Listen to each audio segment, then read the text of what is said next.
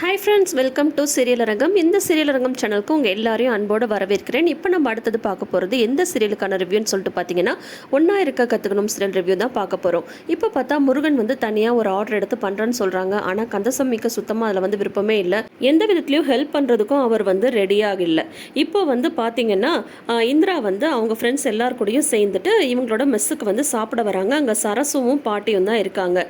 அந்த ஃப்ரெண்ட்ஸ்க்கு எல்லாருமே வந்து பேசி வச்சு தான் வராங்க. காசு கம்மியாக அளவாக சாப்பிட்டுக்கலான்னு சொல்லிட்டு. ஆனால் சாப்பிடும்போது பயங்கரமாக ஆர்டர் பண்ணுறாங்க. அப்போ இந்திரா வந்து கேட்குறாங்க, நம்ம வரும்போதே கம்மியாக சாப்பிட்ணுன்னு சொல்லிட்டு பேசி வச்சுட்டு தானே வந்தோம், நம்மகிட்ட தான் அவ்வளோ காசு இல்லைல்ல அப்படிங்கும்போது அதெல்லாம் நம்ம பார்த்து பேசிக்கலாம். இந்த அக்காவை பார்த்தா ரொம்ப இன்னோசென்ட்டாக இருக்காங்க, நான் பாரு இப்போ ஒரு ஐடியா பண்ணுறேன் அப்படின்னு சொல்லிட்டு சரசை கூப்பிட்றாங்க.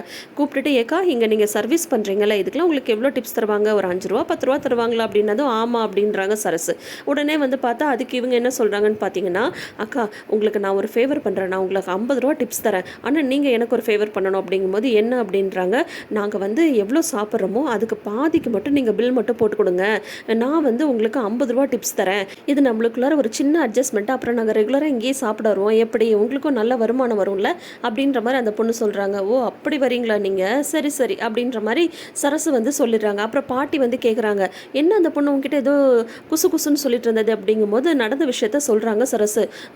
இப்படியா பண்ணுறாளுங்க அப்படின்னா தான், இரு பாட்டி இரு, நான் வந்து பார்த்துக்கிறேன், நீ ஒன்றும் கவலைப்படாத, ஏன் நம்ம கடைக்கு வந்துட்டு நம்மளுக்கே மிளகா அரைக்க பார்க்குறாங்களா, இரு கொஞ்சம் நீ வெயிட் பண்ணிட்டே இரு அப்படின்னு சொன்னதும் அந்த பிள்ளைங்களும் பயங்கரமாக ஆர்டர் பண்ணுறாங்க. ஆனால் இந்திராவுக்கு மட்டும் பயமாக இருக்குது, என்னடா கையில் காசு இல்லை, இவங்கெல்லாம் இப்படி பண்ணுறாங்க அப்படின்னு சொல்லிட்டு. அதுக்கப்புறம் பார்த்தா அக்கா பில் கொடுங்க அப்படின்னு சொல்லும்போது சரசு வந்து 600 சில்லற பில் வந்து கொடுக்குறாங்க. கொடுக்கும்போது என்னக்கா இவ்வளோ வந்து பில் போட்டிருக்கீங்க, நீங்கள் என்னக்கா உங்கள் பசங்க படிக்கிற ஸ்லேட்டில் பில் போடுறீங்க அப்படின்னு சொல்லும்போது, இந்த கடையில் இதுதான் வந்து ஸ்பெஷாலிட்டி, இவங்க வந்து பேப்பரை மிச்சம் பண்ணுறதுக்காக ஸ்லேட்டில் தான் இன்னும் பில் பண்ணுறாங்க, அந்த காலத்து முறை அப்படின்ற மாதிரிலாம் வந்து அவங்களுக்குள்ளார எல்லாம் பேசிகிட்டு இருக்காங்க. அதுக்கப்புறம் வந்து பார்த்தா நான் தான் உங்களுக்கு வந்து பணம் 50 ரூபா தரேன்னு சொன்னல, பில்லை கம்மியாக போடுங்க அப்படின்னு சொல்லிட்டு சொல்கிறாங்க. ஏய் நீங்கள் எல்லாம் என்ன நினச்சிட்ருக்கீங்க, இது யார் கடைன்னு நினச்சிங்க அப்படின்றாங்க சரசு. ஏன் அப்படின்னது, இது வந்து ஏன் கடை தெரியுமா அப்படின்னு சொல்லும்போது, அன்றைக்கி நீங்கள் அந்த அண்ணனை வந்து முதலாளின்னு கூப்பிட்டீங்களே அப்படின்னு சொல்கிறாங்க. ஆமாம் நான் முதலாளின்னு தான் கூப்பிட்டேன், அவர் யாருன்னு தெரியுமா, அவர் என் மாமனார் அப்படின்னு சொல்கிறாங்க. ஐயோ போச்சு, இதுக்கு தான் நான் வந்து அப்பயே சொன்னேன் இதெல்லாம் வேணான்னு சொல்லிட்டு நீங்கள் கேட்டிங்களாடி அப்படின்ற மாதிரி இந்திரா வந்து டென்ஷனாக இருக்கும்போதே கரெக்டாக முருகன் வராங்க. இவன் எங்கே இங்கே வரான் அப்படிங்கும்போது, என்னாச்சு நீ அப்படின்னு சொல்லிட்டு முருகன் கேட்குறாங்க. என்னது அண்ணியா, அப்போ இது இவனோட கடையுமா, போச்சு மாட்டணும் அப்படின்ற மாதிரி இந்திரா வந்து மனசுக்குள்ளே பயந்துட்டு இருக்காங்க. அப்புறம் சரசு வந்து நடந்ததை வந்து சொல்ல, ஓ நீ தான் இவங்களெல்லாம் ஏமாத்தினதா அப்படின்ற மாதிரி வந்து கேட்கும்போது, நான்லாம் இல்லை, நான் வந்து கம்மியாக தான் காசு இருக்குது, கரெக்டாக அதுக்கு தகுந்தது சாப்பிட்லான்னு சொன்னேன், இவங்க தான் கேட்கவே இல்லை அப்படின்னு சொல்கிறாங்க. இப்போ என்ன பண்ணலாம் சொல்லுங்கள், இதுக்கு தகுந்த தண்டனை கொடுத்தே ஆகணும் அப்படின்ற மாதிரி வந்து சரசு சொல்லும்போது, 3 கிலோ வெங்காயம் இருக்குது, அது எல்லாத்தையும் உரிச்சு கொடுத்துட்டு போக சொல்லலாம் அப்படின்னு சொல்லிட்டு முருகன் வந்து சொல்கிறாங்க. கண்ணில் தண்ணி வர வர எல்லாம் வெங்காயத்தை உரிச்சிட்டு இருக்காங்க. இனிமேல் எங்கேயும் போய் இந்த மாதிரி ஏமாற்றணும்னு நினைக்காதீங்க போங்க அப்படின்ற மாதிரி திட்டி அனுப்பி விடுறாங்க. இதெல்லாம் நம்மளுக்கு தேவையாடி அப்படின்ற மாதிரி இந்திரா வந்து ஃப்ரெண்ட்ஸ் கிட்ட சொல்லிட்டு வராங்க. அதுக்கப்புறம் பார்த்தீங்கன்னா முருகன் வந்து தனியாக ஆர்டர் எடுத்திருக்காருல்ல, அப்போது அந்த கல்யாண மண்டபத்துக்கு தேவையான அந்த சமைக்கிறதுக்கு தேவையான பொருள்லாம் கொண்டு போய் இறக்குறாங்க. அதுக்கான பணம் கேட்கும்போது அவங்க அந்த ஆர்டருக்கே பாதி காசு தான் வந்து கொடுக்குறாங்க, மீதி வந்து வர்ற மொய் பணத்தில் தரேன் அப்படின்ற மாதிரி அந்த மேனேஜர் வந்து சொல்லிடுறாங்க. வந்து ஃபங்க்ஷன் நடத்துகிறவங்க இவ்வளோ தான்ப்பா பணம் கொடுத்தாங்க அப்படின்ட்டு. அப்புறம் அந்த வண்டி வாடகை வாங்குறவங்களும் சரிப்பா நீ வந்து கொஞ்சம் காசு மட்டும் முருகன் வந்து கொடுக்குறாங்க, சமைச்சு முடிச்சதுக்கப்புறம் பணம் கொடுப்பாங்கன்னா அதில் தரேன்னு சொன்னது அவரும் வந்து ஒத்துக்கிறாங்க.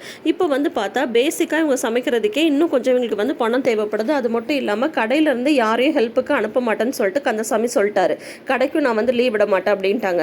அப்போ வந்து இவருக்கு முருகனுக்கு ஹெல்ப் பண்ணுறதுக்கு ஃப்ரெண்ட்ஸ் எல்லாம் வராங்கல்ல, அவங்களுக்கு கொஞ்சமாவது பணம் தரணும். அதே மாதிரி சப்ளையர்ஸை எப்போவுமே வந்து பார்த்தீங்கன்னா கேட்ரிங் ஆளுங்க தானே கூட்டிகிட்டு போவாங்க, அவங்களுக்கெல்லாம் காசு தரணும்ல, அதனால இப்போ இவருக்கு வந்து பணம் தேவைப்படுது.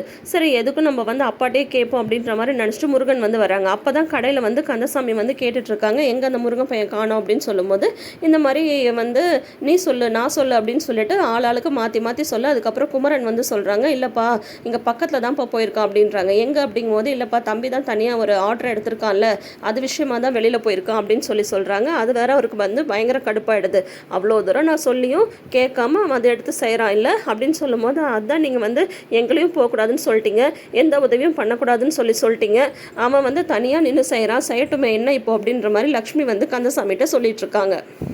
அப்போ பார்த்து கரெக்டாக முருகன் வந்து கடைக்கு வந்து வராங்க. அதோ பாருங்க முருகனே வந்துட்டான். போடா போடா நீ உள்ளே போய் உன் வேலையை பாருடா அப்படின்னு லக்ஷ்மி வந்து சொல்லும்போது நேராக அவங்க அப்பாட்ட வந்து போகிறாங்க.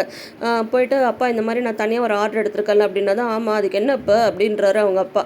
இல்லைப்பா அதுக்கு வந்து கொஞ்சம் பணம் தேவைப்படுது அப்படின்னு சொல்கிறாங்க. அதே என்கிட்ட வந்து சொல்கிற அப்படிங்கும்போது இல்லைப்பா இந்த மாதிரி ஆர்டர் கொடுத்தவங்க வந்து பாதி காசு தான் வந்து கொடுத்துருக்காங்க. நீங்கள் வேறு வீட்டில் சமைக்கிறதுக்கும் யாரையும் இங்கேருந்து கூப்பிடக்கூடாதுன்னு சொல்லிட்டீங்க, சப்ளை பண்ணுறதுக்கும் இங்கேருந்து யாரும் வரக்கூடாதுன்னு சொல்லிட்டீங்க. அது எல்லாத்துக்கும் நான் வந்து வெளியில் தான் ஆள் பார்த்துருக்கேன்.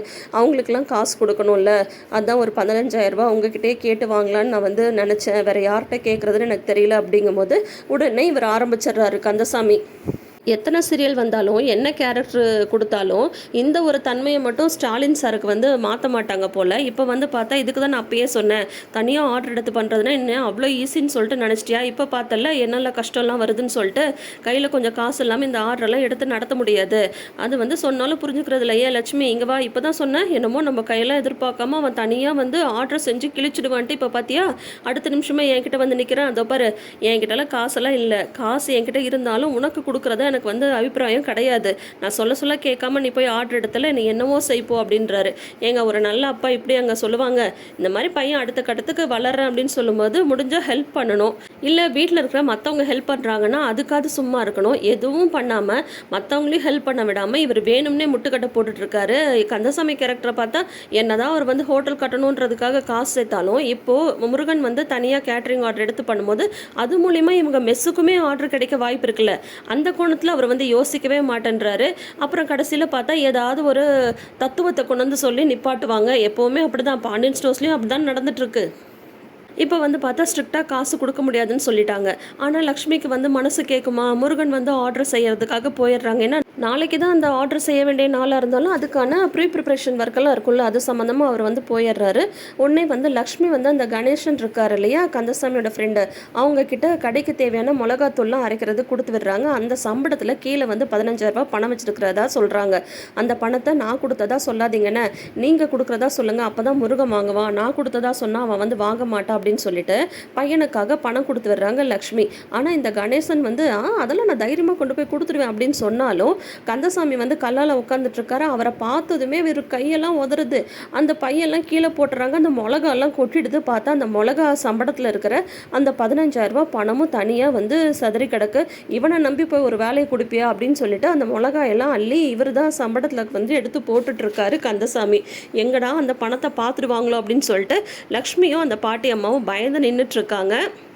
அந்த பணம் கரெக்டாக முருகன் கைக்கு போய் சேர்ந்துடுதா, இல்லைன்னா கந்தசாமி அந்த பணத்தை வந்து எடுத்து வச்சுக்கிறாரா, யாரை கேட்டு இந்த பணத்தை கொடுத்தேன்னு லக்ஷ்மி கிட்ட பிரச்சனை பண்ண போகிறாரா, என்ன நடக்க போகுது வெயிட் பண்ணி பார்ப்போம். ஆனால் ஏதாவது ஒரு விதத்தில் வந்து லக்ஷ்மி வந்து முருகனுக்கு ஹெல்ப் பண்ணுவாங்கன்னு தான் நான் நினைக்கிறேன். நீங்கள் என்ன நினைக்கிறீங்க அப்படின்றத மறக்காமல் கமெண்ட் செஷனில் சொல்லுங்கள். இந்த சீரியல் நீங்கள் பார்த்துட்ருக்கீங்களா, உங்களுக்கு இந்த சீரியல் பிடிச்சிருக்கான்றதையும் மறக்காமல் கமெண்ட் செஷனில் சொல்லுங்கள். இந்த வீடியோ பிடிச்சிருந்ததுன்னா வீடியோக்கு ஒரு லைக் கொடுங்க. நம்ம சேனல் பிடிச்சிருந்தா சேனலை சப்ஸ்கிரைப் பண்ணிக்கோங்க. தேங்க்யூ.